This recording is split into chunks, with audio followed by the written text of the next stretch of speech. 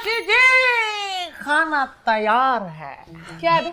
शोर क्यों कर रहा है इतना? अरे इसको प्यार से बुलाना कहते हैं। अच्छा, किसको बुला रहा है प्यार से बे?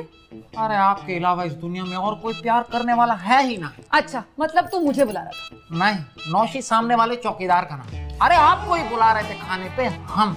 अच्छा, लेकिन मैंने खाना खा लिया। ऐसे कैसे? अरे हमने तो अभी पकाया। ओए, तू पकाएगा नहीं तो क्या नौशी खाना नहीं खाएगी? अरे नहीं, हमारा ये मतलब नहीं था, अल्लाह ना करे ऐसा हो, मगर कैसे खाया? ऐसे? कहाँ? यहाँ? ओहो, हमारा मतलब है क्या खाया? ओ मैंने, वो बर्गर नहीं होता, अरे जो ऑर्डर करते हैं, अरे बर्गर। ओ मैंने बर्गर खाया और बाहर जैसे ही आया वहीं खा के डकार के अंदर आ गई भाई, बड़ा मजा आया।